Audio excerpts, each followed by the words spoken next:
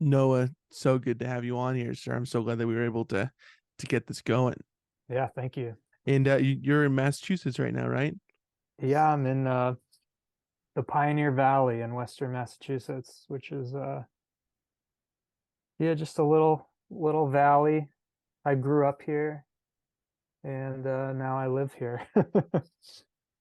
Did you ever move it up at one point to somewhere else, or have you always stayed?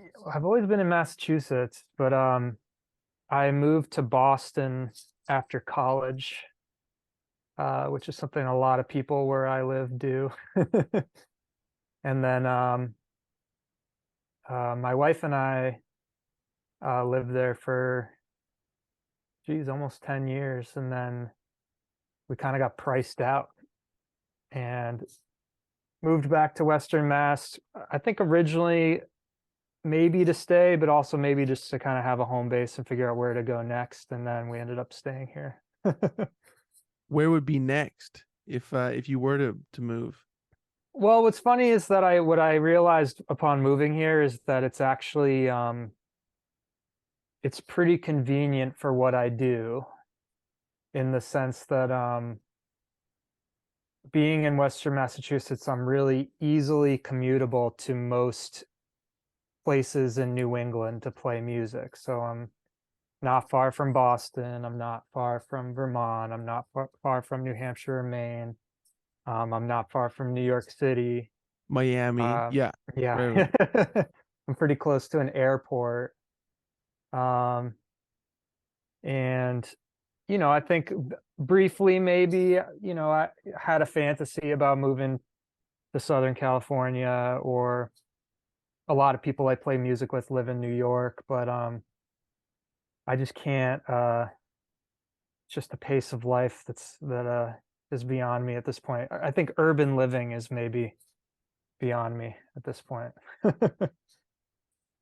It's good. It's good that you found where you want to be, though. I feel like a lot of people don't know. It's like, do I want to be more rural or in the city or this or that and the other? But Yeah, and Boston is a city, but it's kind of also not really a city.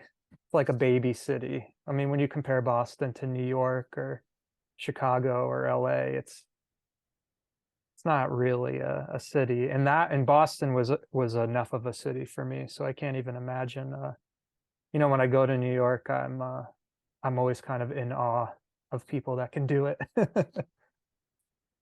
is it the amount of people and like just so much stuff going on? Yeah, it's like the amount of people, the amount of stuff going on, when me and my wife walk our dog in the morning, we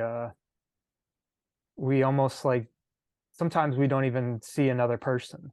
I mean, we live in like a town, like a not a small town, but when we're out, there's a chance that we might walk through our neighborhood and maybe see one or two other people, and just leaving your house and immediately being barraged by people is uh, not something I can imagine. And then just the kind of need to like constantly hustle, I think, to live in a city, I'm not sure I could do. I mean, I'm constantly hustling to kind of keep my current way of life, but my expenses are much lower than I would imagine somebody in New York or LA or wherever. Miami, your favorite? Yeah, Or Miami, Miami. Yeah. where we I, all end up. I mean, hey, that's the dream, right? Could be in the cards. I don't know. When did you start playing drums, Noah? When did that enter your life? Speaking of moving to, Miami and these all these different kind of places for music, when did that kind of start to enter? uh, so I started playing drums in the fourth grade. Um, it's kind of a funny story. I mean, this is sort of a story that I tell everybody that I maybe shouldn't. But I was just kind of a nerdy fourth grade kid, and my mom really thought I needed some sort of hobby. And she recommended a musical instrument. And I said, "What musical instrument will get me the most girls?"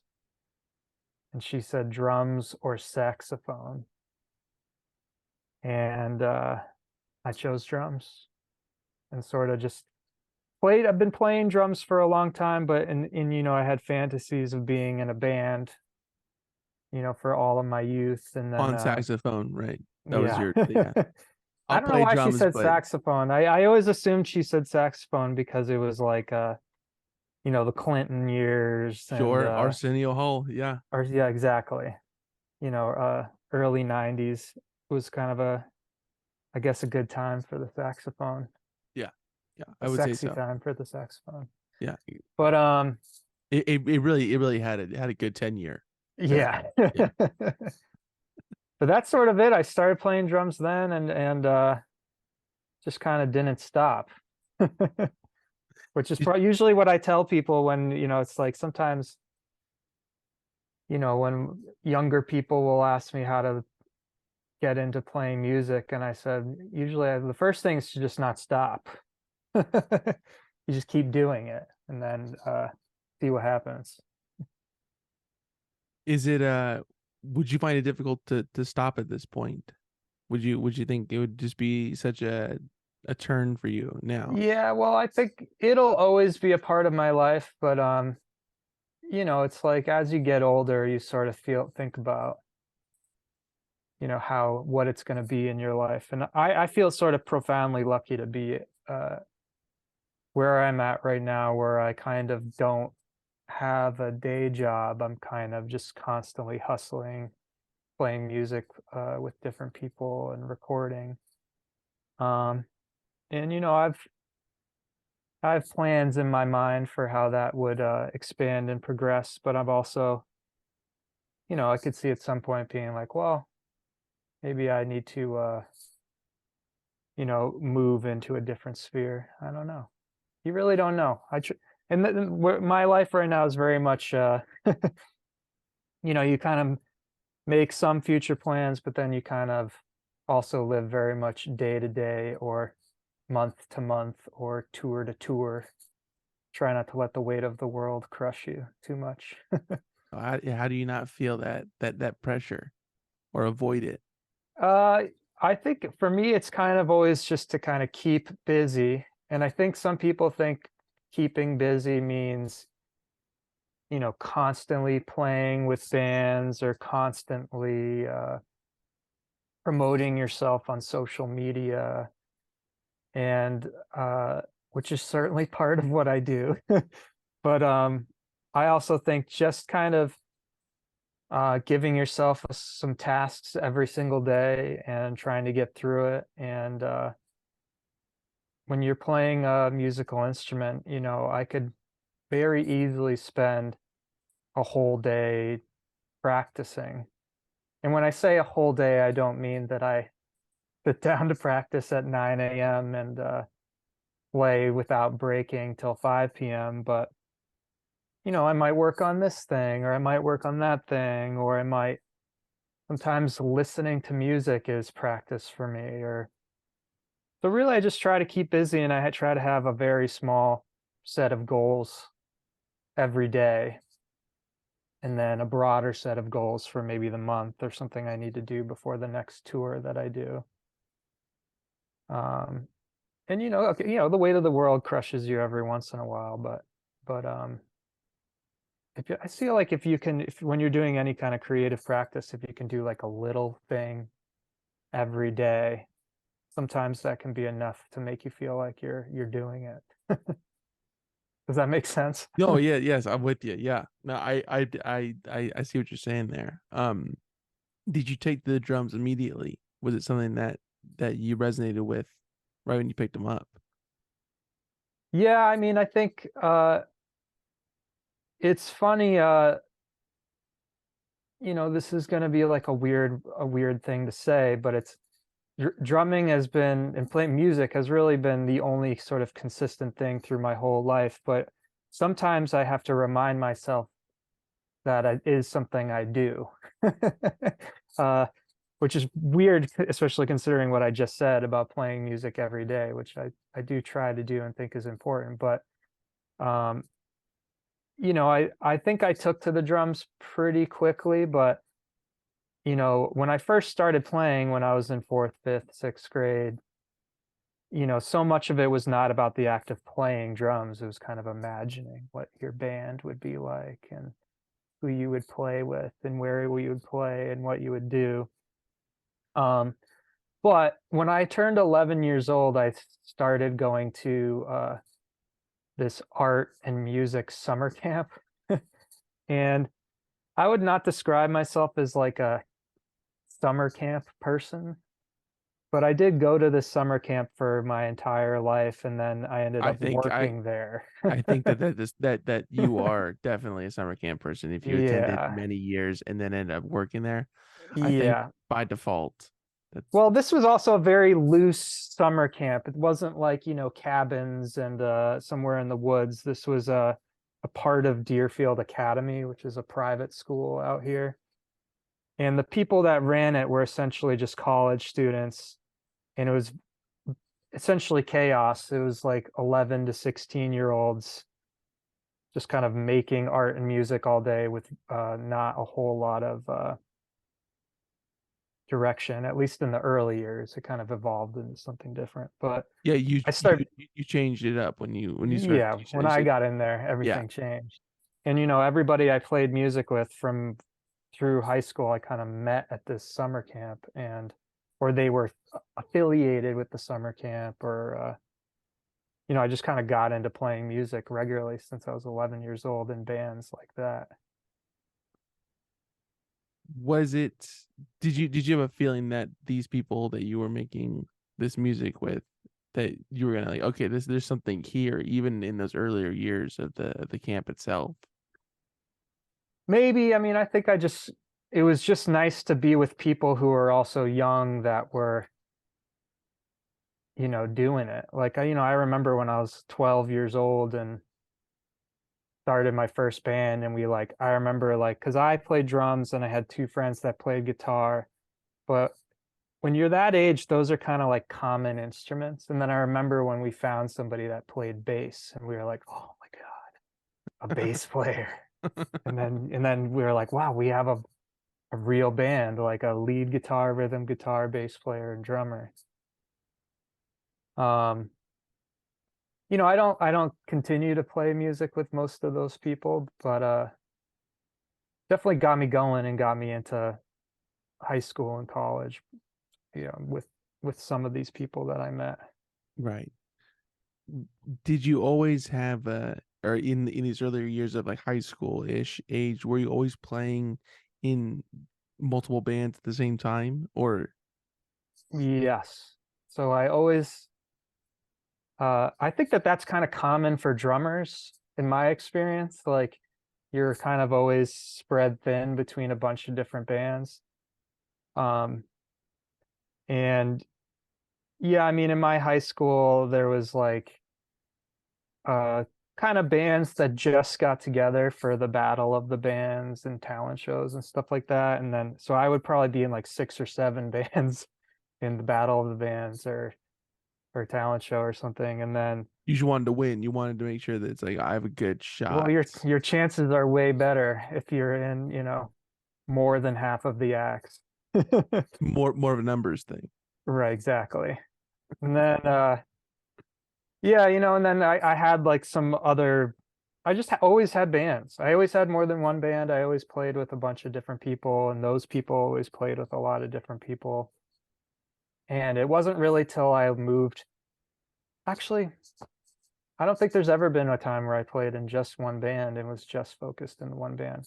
Certainly there was times where there was one band that kind of took a lot of my time and energy and kind of was doing the most, but I always had multiple things going on. But I think that's kind of common especially for drummers. Looking back on it now, do you think that you really you needed that in some way? That differential between this band, this band, this band, this band, or however many Yeah, bands were in the rotation?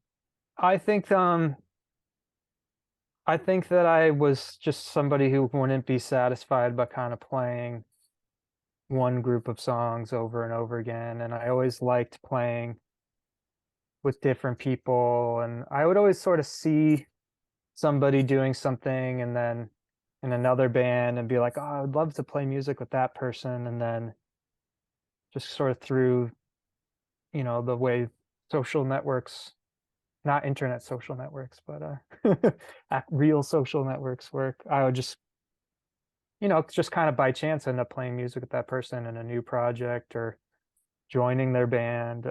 I have I sort of have a long track history of being like a band's second or third drummer or the first drummer of somebody's band when they start a solo project or something like that. Uh, as we currently sit here and speak right now, as of today, you're in Cutworms, John Andrews in the Yawns, Bonny Doon, Widowspeak, Martin Courtney, and Anna St. Louis. And did I miss any? That's in the current rotation. Um, I guess that's sort of the main ones, though, some of them are not, you know, I have no idea if and when I'll play with Martin Courtney again, but I did do some tours and some shows with him. And I love playing with Anna St. Louis, but she also lives on the West Coast and has drummers that she plays with there. And Bonny Doon has a drummer that they Which is write, you. Got it. Got you it. Got know. it.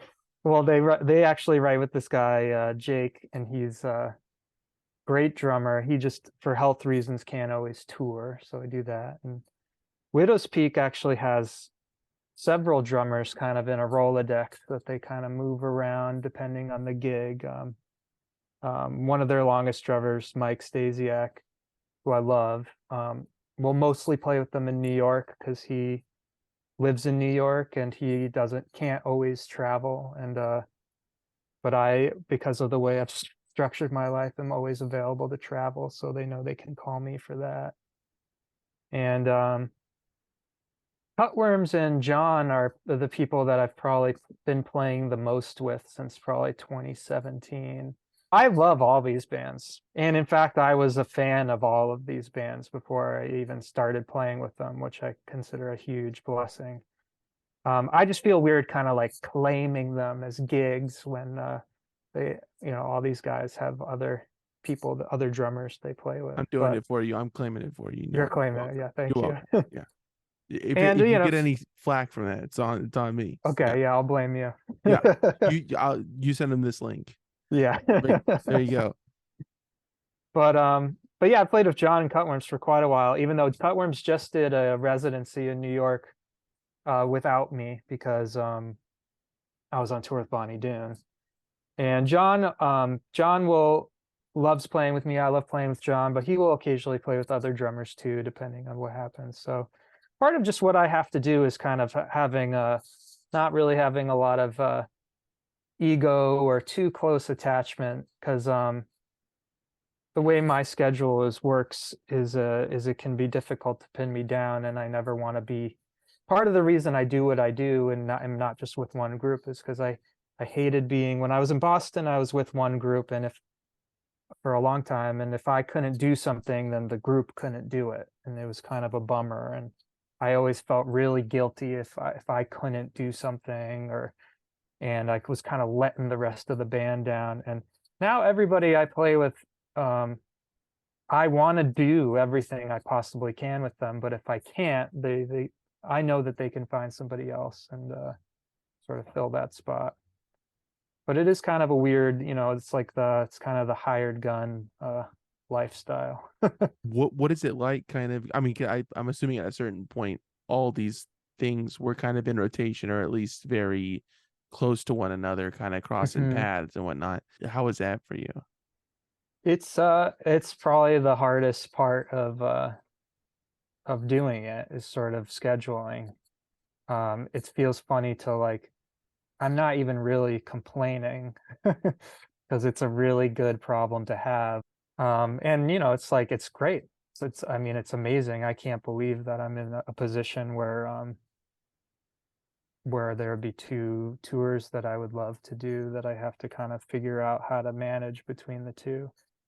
Um, but it kind of just so far it just sort of seems to work out. I mean, there's been what's kind of nice about my relationship with Bonny Doon is they're very much they are very much in an organization where they're kind of making plans and they will actually ask me like, what do you have going on this summer or this fall? and they will take that into consideration with plans they make. Have you ever had to leave a tour to go to do a recording session and then jump on another tour? Do those occurrences happen often? It can. I mean, this past April and May, I did a East Coast tour with John Andrews and the Yawns, and then flew to the West Coast and did a tour with him and Anna St. Louis up the West Coast, and that ended in Bolinas. And then the next day, I had to fly from San Francisco to LA to meet Bonny Doon, while the rest of those guys drove home, which I felt kind of guilty about. And then had to start that Bonny Doon tour. So occasionally it will go back to back. And then I'm remembering now, before that East Coast John tour, I did a tour with Widowspeak, and then I had a week before the Bonny Doon, before the John, geez, I'm getting them all confused, before the John tour.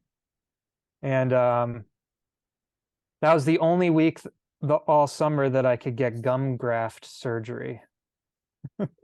Glad you're putting So that off. Yeah. yeah, so I literally got home from Widowspeak, and then the next day went in and had somebody cut and graft gum tissue onto my gums, and then couldn't eat solid or warm foods for a week. And then I started the John tour and could basically almost not eat, I could eat some foods if I like cut them in really small pieces and put it at the back of my mouth, and then couldn't use a straw or anything like that. Then I had to do his tour kind of like that. And then luckily, by the time we flew to the West Coast, I was like cleared for being on a plane, because before that, the surgery wouldn't let me do that. And then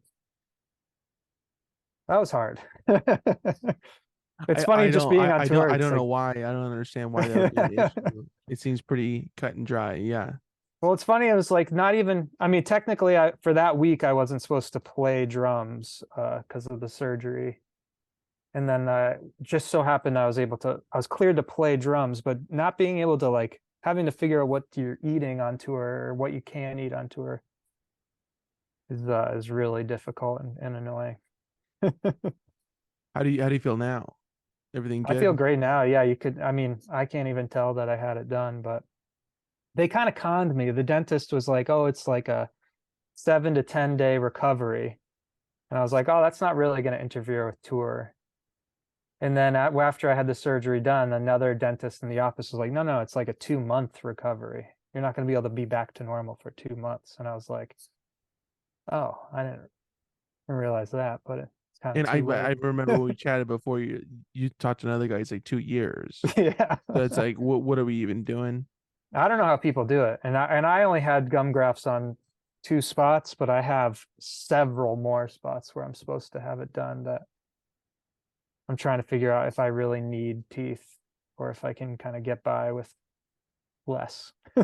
Valid. Do you ever take some time to be able, even with this whole like gum grafting thing, you didn't take too much time off of, playing Yeah. music or being involved in it. Do you ever take some moments to just step away from music, or is it just impossible to do because you're so immersed in it? Um, I guess it depends on what you mean. Because I listen to music as much as I can every single day, and I can't really imagine not doing that. It's like it's a huge part of who I am and what I do. From the moment I wake up, I'm kind of annoying my wife, because then I'm immediately going to the record player or jumping on Spotify or whatever I have, just to like either find something new or like find the right piece of music that's like going to get me in the right mood for the morning or whatever. So in that sense, I'm kind of immersed in it all the time. But I do think it's important in your day to day to kind of step away from it and bring, anytime I take a break from playing and come back to it, I feel refreshed or better focused. I had a friend of mine who's a great drummer, this guy Brian Cantor. He's played drums with lots of people, and I took a lesson with him recently, just to kind of like have him. I was trying to have him look at my hands and kind of diagnose some sort of things I was thinking that maybe I had learned, bad habits I had learned or something like that. But we ended up talking a lot about just like sort of gig and practice habits, and he reminded me something that another teacher had told me, which is that your brain can really only focus for 45 to 90 minutes tops. Then you really need to stop, take a significant break, and go on to something else. So I'm sorry, dude. I checked out there. No, it's that's it. hard. 40, Goes 45 against to sort of 90 minutes. it goes against kind of the capitalist mindset, and it certainly goes against, it's like when I'm working on a remote session for somebody, like I want to just fucking plow through it and really kind of spend all my time and effort focusing on it, and then I have to remind myself, like, you've just been blasting your ears with this person's song for an hour. Maybe you should take off the headphones and walk the dog around the block and then come back to it. And invariably that always uh makes me focus better. So I try to structure breaks in my day. Yeah, I don't know if you can tell from talking to me, but I'm occasionally laid back, but I'm also a bit neurotic about No, how I structure this. you you strike me as a person who's like a real jokester, taking nothing seriously, that kind of Yeah, thing. Yeah. yeah, exactly. Nothing matters. I'll get gum grabs when I need them, not when you tell me to, that kind of thing. Kind of a Exactly, yeah. bad boy energy. Yeah, I think all of my bandmates would agree with you that I'm You're yeah, the resident bad I'm boy. a wild card bad boy. Yeah. Wild card, yeah. What keeps you engrossed in music? What is it that keeps this interest alive? If you're able to pinpoint, I know it's kind of like a difficult question to answer, but Yeah, I don't, it is kind of difficult to answer when it's just been something that's been a part of your life for so since Clinton long. was in office, yeah. Yeah. I don't know, man. I think I just really like music. I like the emotional connection to it, and I like learning about it, and I like challenge of it. And in reality right now, playing music with people, aside from hanging out with my wife and my dog, that's my primary social interaction in my life as well. um Do you think that you you've know always associated music with like social hanging out or whatnot? not always. I mean, some of my favorite times participating in music is just on myself, if I'm listening to music or if I'm playing music by myself. Or doesn't always have to be social, but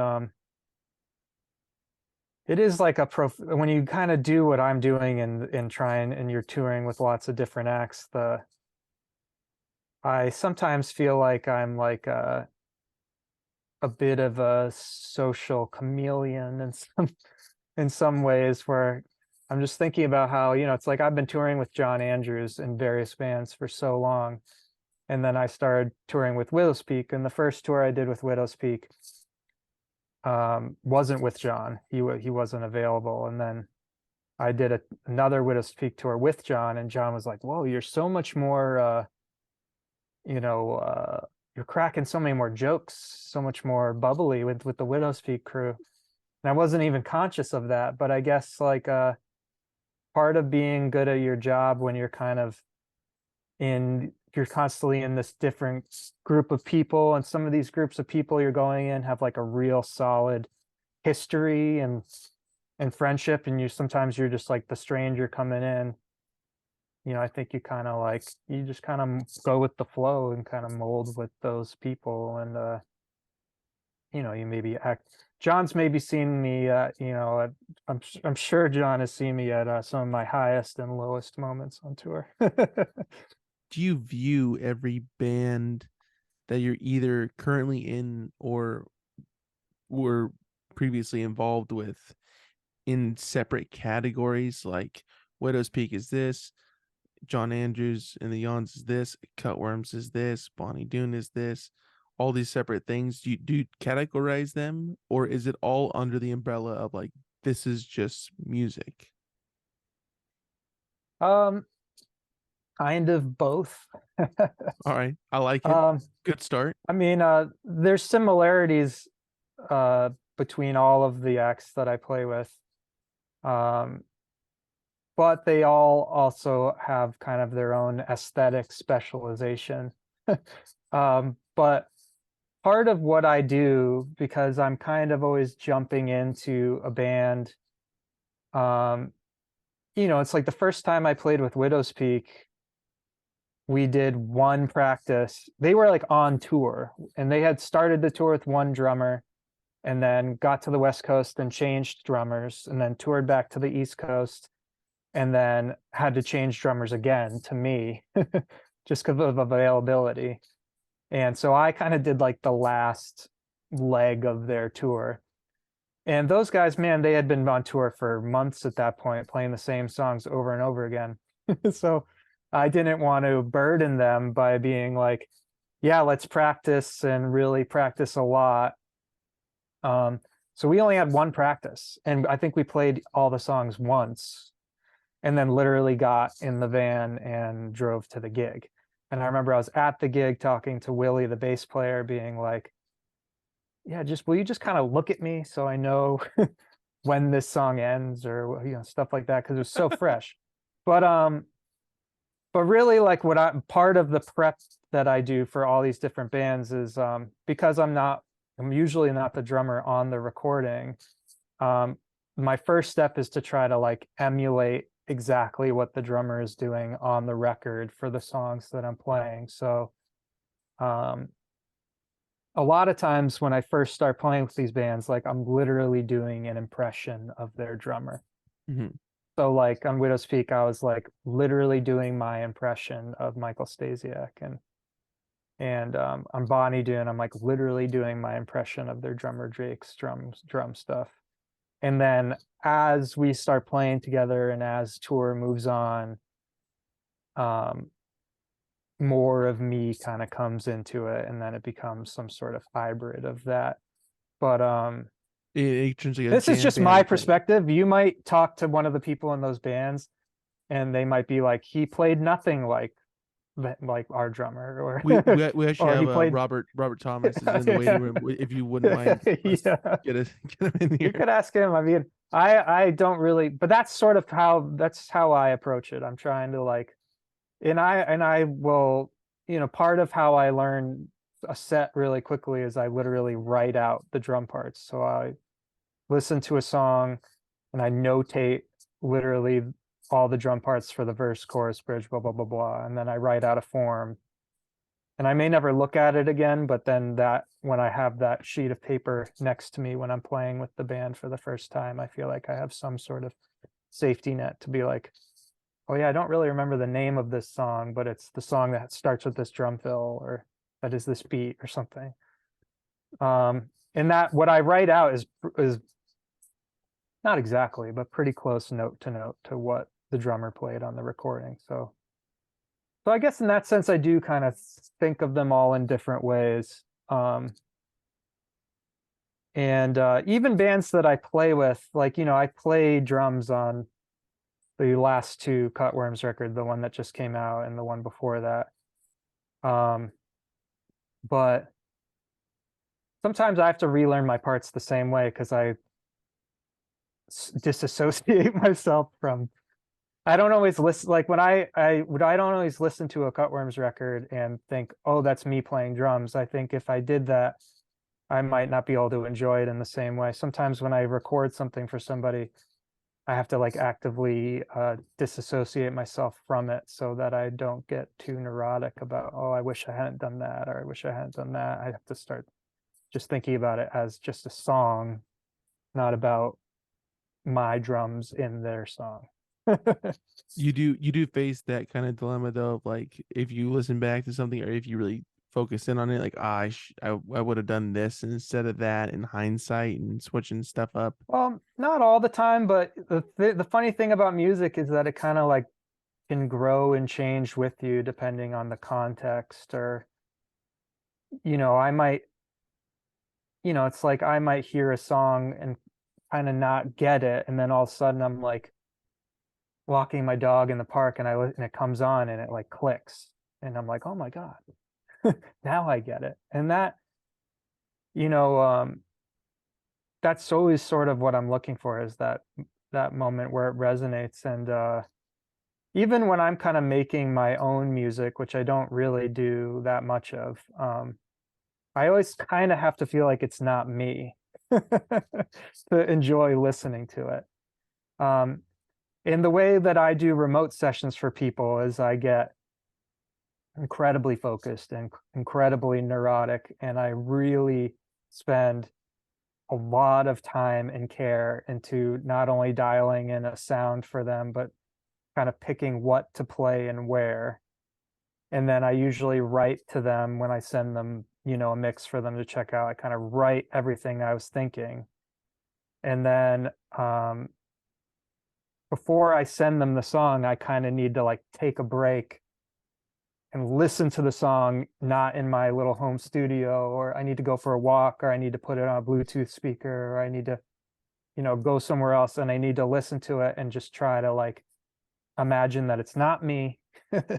And that I have no control over this, and does it still feel like a song, and is there some sort of emotional resonance there? And if that happens, then I know that I kind of did what I wanted to do.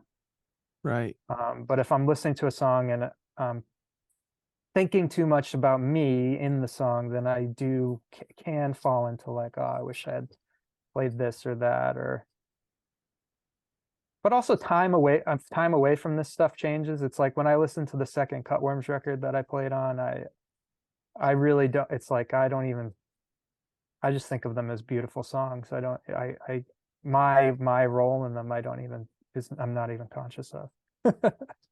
Is it difficult to get to that point? Do you find, or is it sometimes easier than other times to like disassociate yourself from what you're It can making? be, yeah, sometimes it can be tricky, and sometimes it's not. Sometimes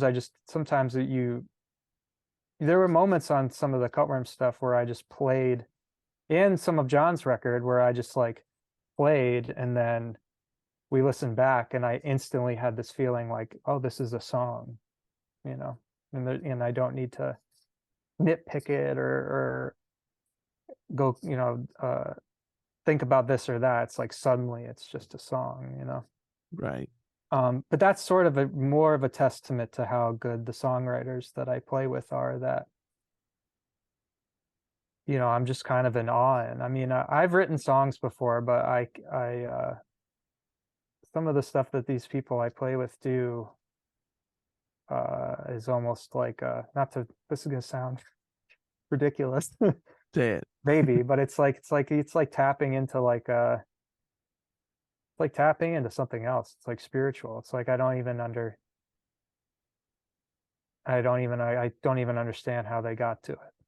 And it's like, and that's why I love playing music with these people, because they do something that I don't understand.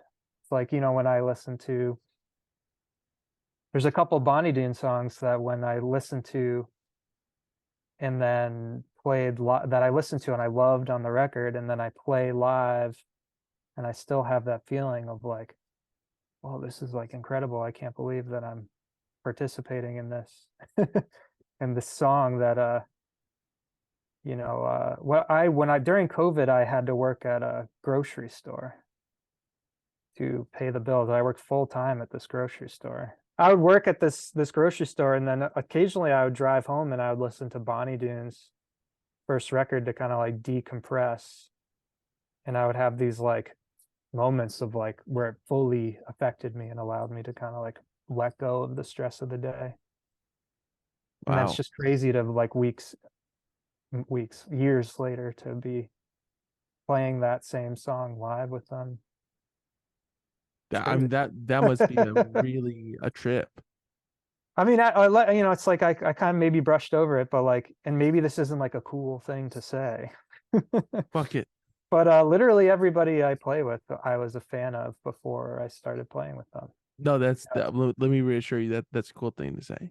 I mean, It's cool. I started playing, I started playing with John in 2017, and when John's first record came out, I remember it very specifically because I was like kind of trying to make a similar aesthetic of music, and then he put out his first record, and I was like, fuck.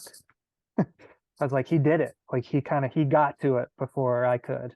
And he did it in a way that like I was listening to his record and it's like it felt like something that like I like felt this attachment to it. Like I kind of I like immediately had an understanding of what he was doing and what his aesthetic was. But then it was years before I started well, maybe it was a year and a half or 2 years before I even started playing with him. Still though, a sizable amount of time But for it.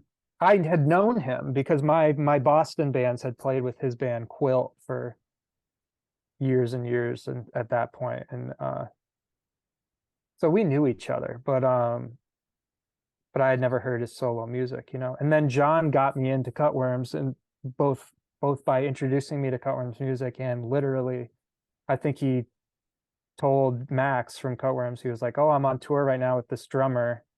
And Max was like, "Oh, I need a drummer for this tour." And John was like, "Well, let's just ask Noah. And we'll literally dovetail my tour into your tour," because he was playing with Cutworms as well.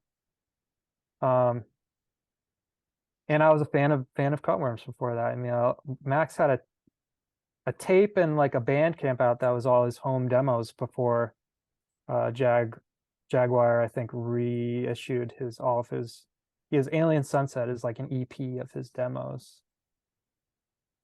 And I was a huge fan of those. And then I mean, I could keep going. I don't know if this is interesting to keep No. talking This is. about. But going back to those, the Bonny Doon kind of thing during this COVID thing, was there a specific song that you would listen to that really connected you during that time, um, I think or resonated with you rather? it was kind of the whole record, to be honest. They did such an amazing job with Long Wave, that record, where I love it when a band is able to put out a record and it feels like its own little world and space. And there's plenty of great records that are just kind of groups of songs that kind of come together, and then maybe you bring your own context or meaning or that when you listen to it. And then sometimes and maybe that's their perspective on it. I have no idea. But my perspective on their record, it was like, it was like just this perfectly concise, uh, like beautiful little piece where every song kind of complemented it, and the sequence was so good, and it had moments of like songs, and then it had moments of that felt more like kind of interlude moments. And I mean, the beauty of Bonny Doon is just how they are able to capture they just have such a great ear for what is necessary and what isn't in a song, both kind of like arrangement wise and lyrically. And they kind of like they somehow have this way to kind of like get to the heart of something very effectively.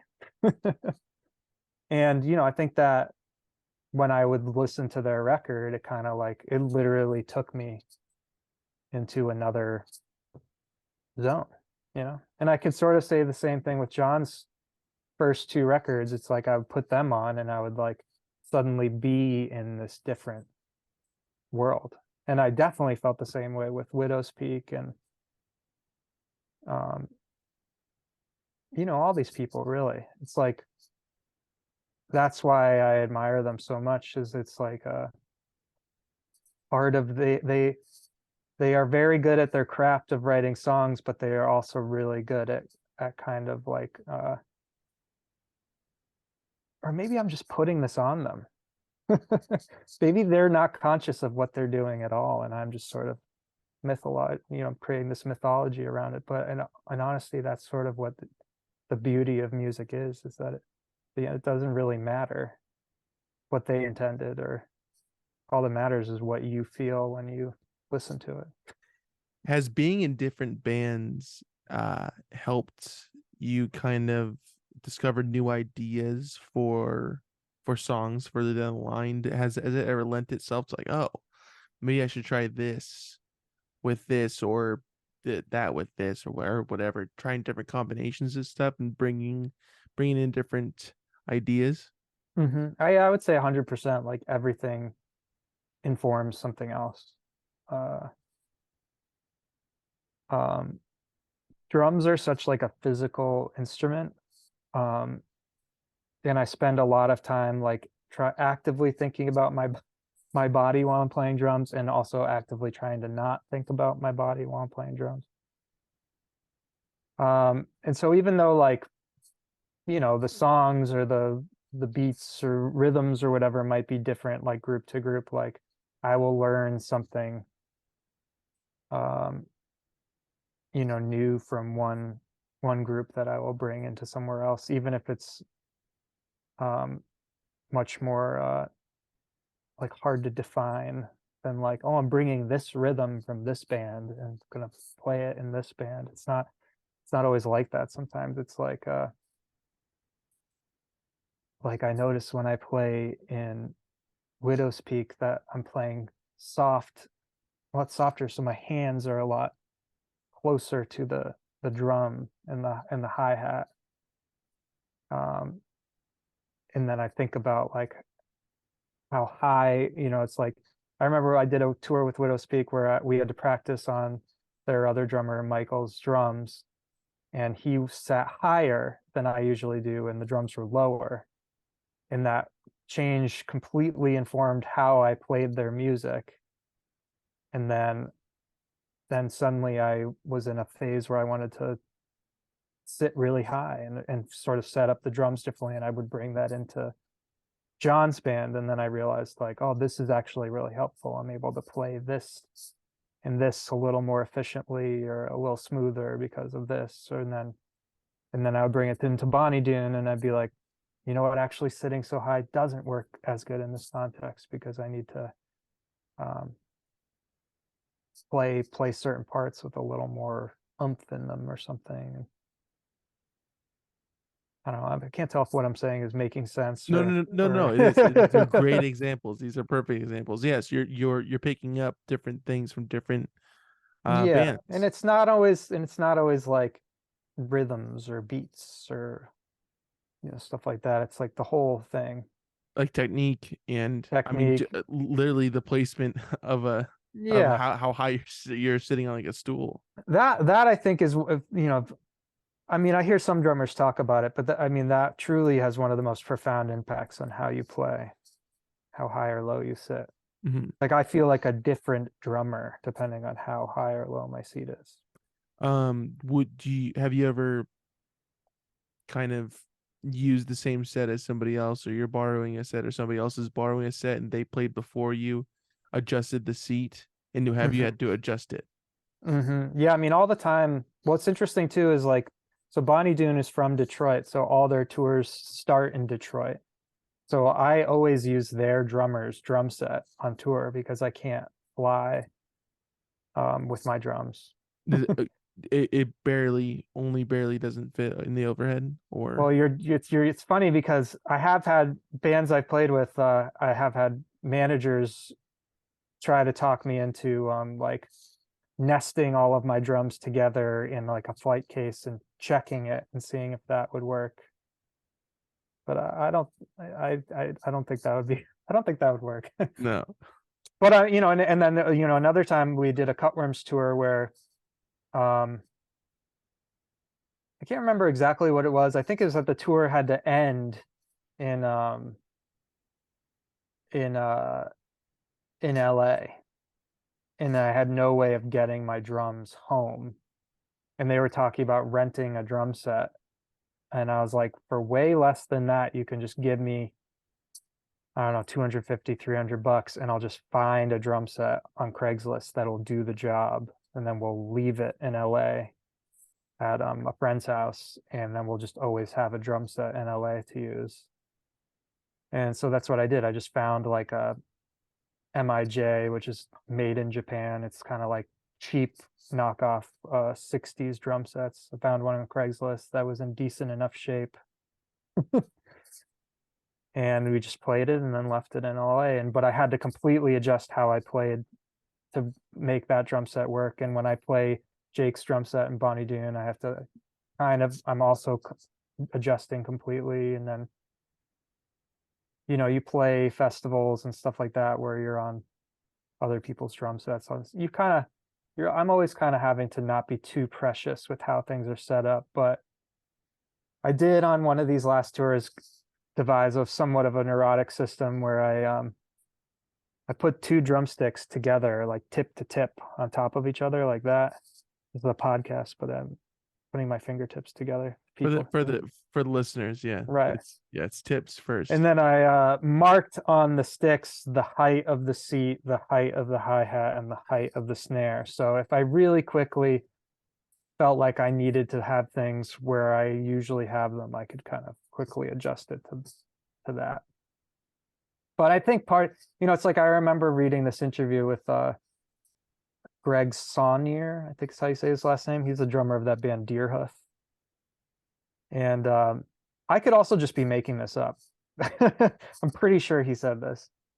But I think there was a time when they were touring in Deerhoof and he was like, I never want to be comfortable.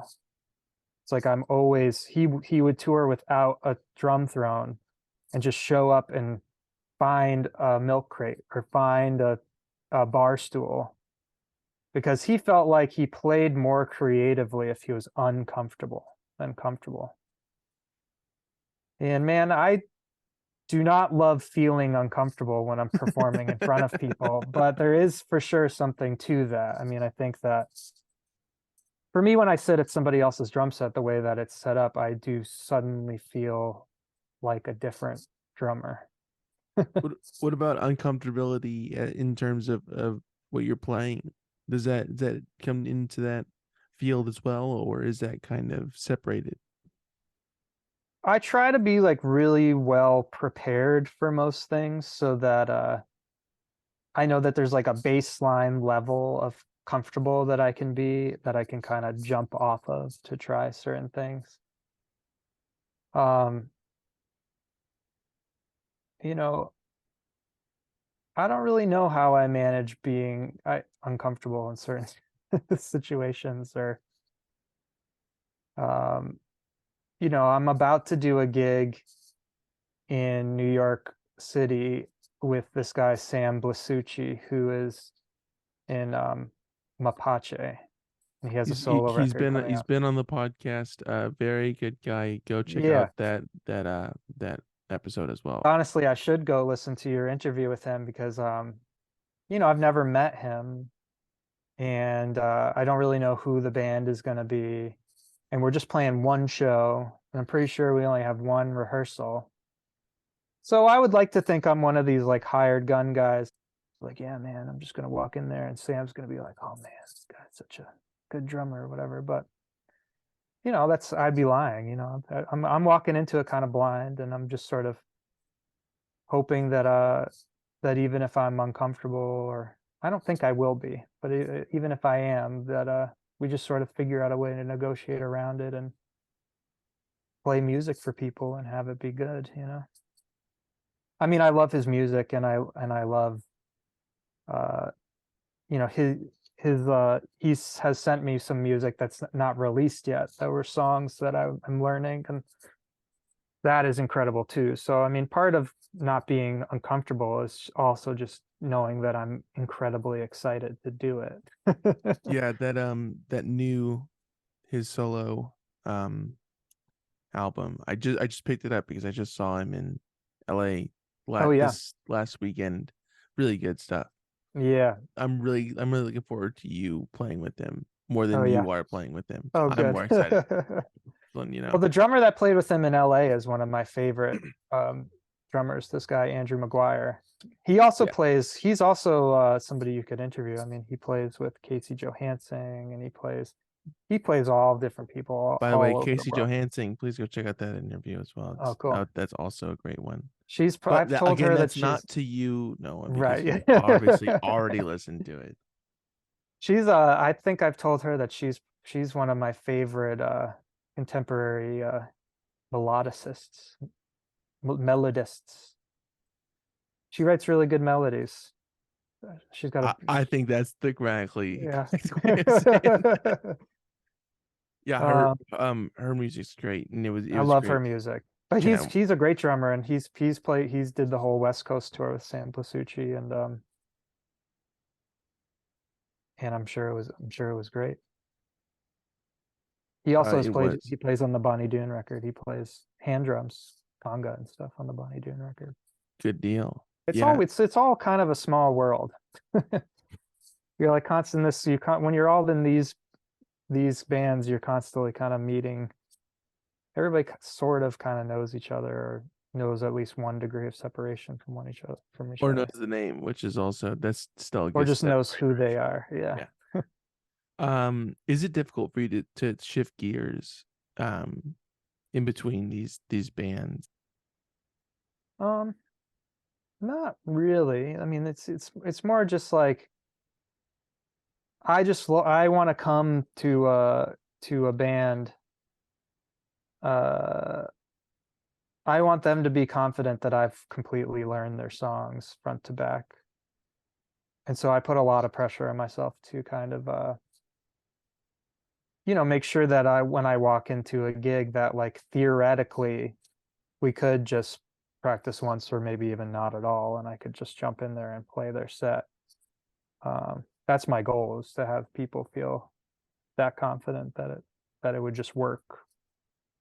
Um, so that's really the main thing that would make it difficult to jump from one thing to the other, is just making sure I feel like I'm prepped enough to make it work. And what's funny is that like I already mentioned, a lot of that prep is just writing shit out, but I might not even look at what I've written out. Just the act of writing it out sometimes glues it in my brain. Then usually once I've done one tour with a band, that muscle memory is pretty established. So jumping from tour to tour with different bands doesn't require the same kind of start time. We kind of touched on a little bit that you do work with other people remotely recording percussion Mhm. for people, correct? Right. That's sort of the principal way I've been able to make this lifestyle work, is that I can make money on tour and then I can come home and have some remote sessions in between to kind of fill those gaps. So I'm generating some money whenever I can. Is I that really a should be whole? more strongly promoting that on this podcast here. But if anybody needs drums for their song, I'm more than happy to do it. I love Right. doing it. It's one of my favorite things. And you have a studio, but it's primarily remote. Yeah, so I have a very modest home studio that essentially looks like what like a drum booth would look like in a recording studio. It's a very small room that I have to kind of play some tricks to occasionally make sound bigger. um, but it's we built these panels, kind of got it acoustically treated as much as we could, and I have had a bunch of studio gear over the years and kind of upgraded it a little bit to kind of do this more full time. Um, but yeah, it's really kind of incredible. I mean, people um, that at the beginning are more or less strangers to me kind of hit me up. It's usually through Instagram, actually, because they're either fans of the bands I play in, or they're fans of some of the videos I post on Instagram. And what I love about it is that people approach me kind of already knowing what I do.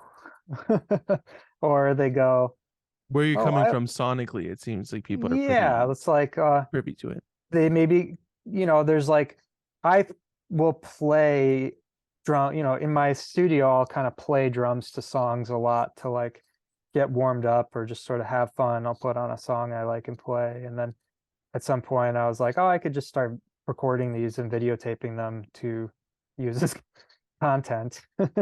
And then so people kind of get a sense of my musical taste from that. They get a sense of my taste from the bands I play with. And maybe they listen to the Cutworms record or John's record and they go, oh, I really like what he did here. And so they kind of come to me kind of knowing what I do anyway.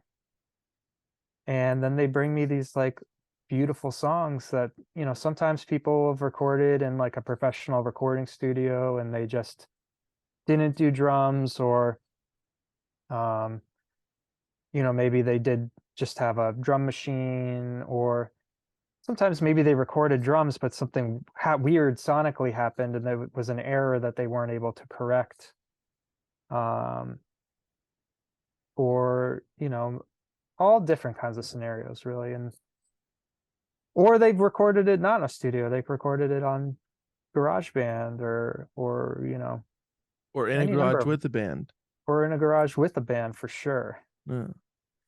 And then I kind of get to do this little incredible sort of problem solving creative exercise with their music, where I'm taking my drums and my equipment in my room and trying to play and engineer in a way that it sounds completely natural with what they've sent me. And you wouldn't even second guess that the drums were recorded after the fact in a place, sometimes miles and miles away or on the other side of the world. I go this far. I wouldn't even first guess it, let alone second guess it. No, like that's how flush it becomes. Sometimes it's really easy and sometimes it's a little tricky, and it's always a fun kind of creative problem to solve, to try to figure out how can I best play to make this sound natural. And a lot of people think it's like, oh, it's you just play to a click, and you just kind of, if you're both playing to a click, there shouldn't be a problem, which is true sometimes, but sometimes stuff pushes and pulls in different ways, or so that can be tricky to overdub it. And then just finding a way to record the drums and make them sonically sit in their song is really fun for me to kind of try to figure out a way to make it make sense with what they've done. So with clients, I always give them like my mix and my stems of what I've recorded, with all my processing and effects I've used. And then I will also give them all the raw stems without any sort of EQ or processing on them. So if they decide they don't like what I did, or probably in most cases, maybe they bring it to a mix engineer that kind of wants to do it their way, then they're welcome to do that. And that's two options. I You feel get like I'm two trying to sell, I options. feel like I'm trying to sell you on my I'm sold, man. remote I'm business there. right now. I'm there. I would But I would I would give you the money. Yeah. but it's really fun, and it's a really cool sort of way of life that I wake up early. I wake up at like 6:30 a.m., drink coffee with the wife, listen to music, go for a I dog mean, walk. you didn't even have to mention the coffee thing. There's no Yeah, fucking way you're getting up at six and not drinking yeah. some coffee. But yeah, I mean, I guess most people who work remotely kind of have a similar way of life, where you kind of get to kind of wake up and you kind of get ready, and then kind of I listen to somebody's song, and it's a really cool song, and I get really excited, and then I start thinking about how I'm going to do it, and then I record some stuff and send it to them, and then wait to hear back, and maybe do a little drum video in the meantime or something. And That's so awesome that you're able to have your hand in all these things. No, I think that's great. And I think I it's feel just very, very lucky yeah. that I get to do it. Well, I feel And very, very lucky that we were able to sit down and chat today. No, I really thank you. appreciate it, Yeah. sir. Yeah. But before I let you go, I got some promo to do for you. Yeah. So, um, Noah's drumming is on many different things, but most recently is the Cutworms third release, Yep. self-titled Cutworms, Cutworms, Hmm. correct?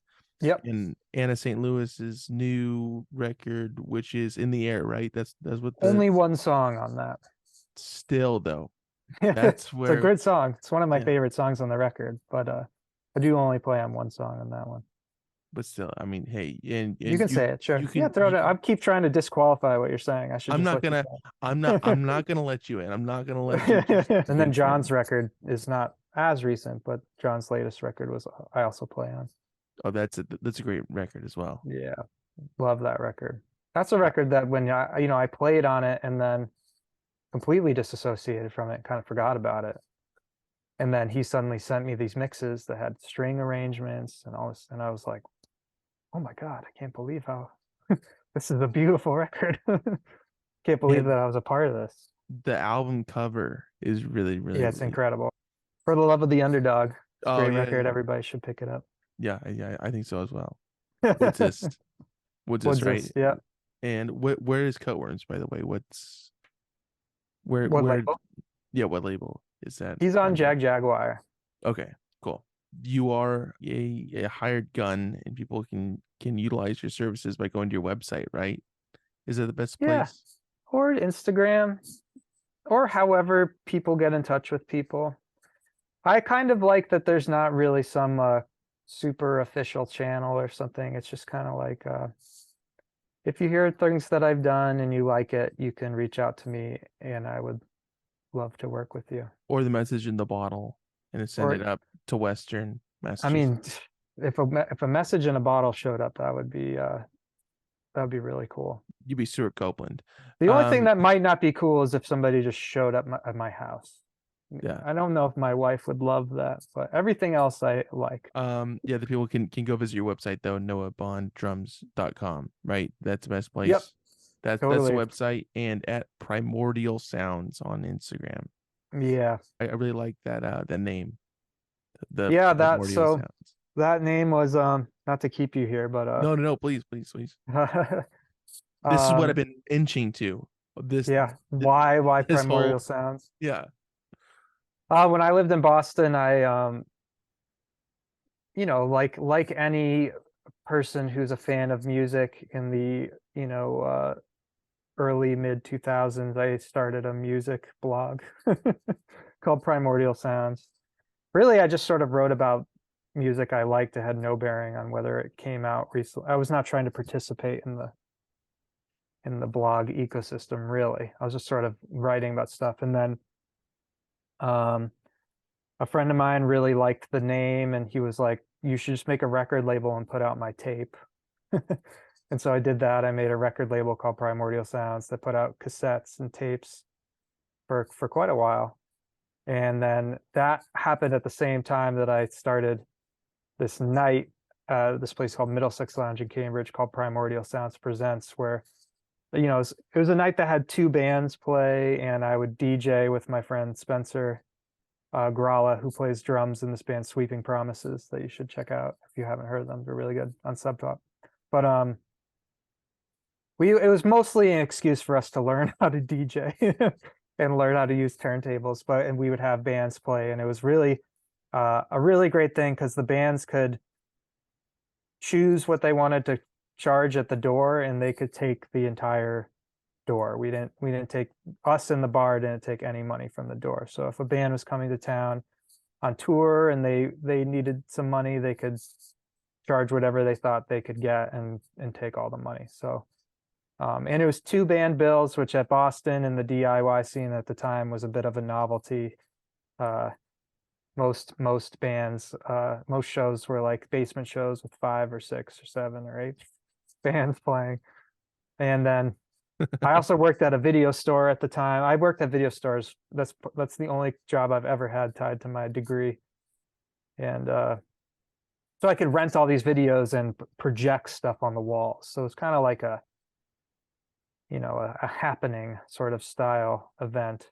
But you were just there to learn how to DJ. But I was really just there just to play music that I liked and hoped that other people liked, and maybe figure out how to turn on the delay and crossfade into another song or something like that. Have you figured that out? I did figure that out. Yeah, I did did DJ for a number of years, but then recently I kind of stopped. But Right but now you're I'm band DJ in the van with oh, bands okay. quite often, but which You're they either on that like or aux. yeah, they either like that or they're very good sports about letting me do it all the time.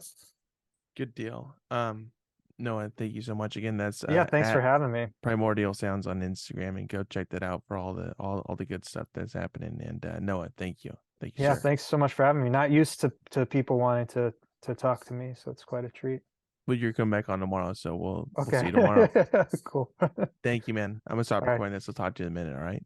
All right, take it easy. All right. Thank you, sir.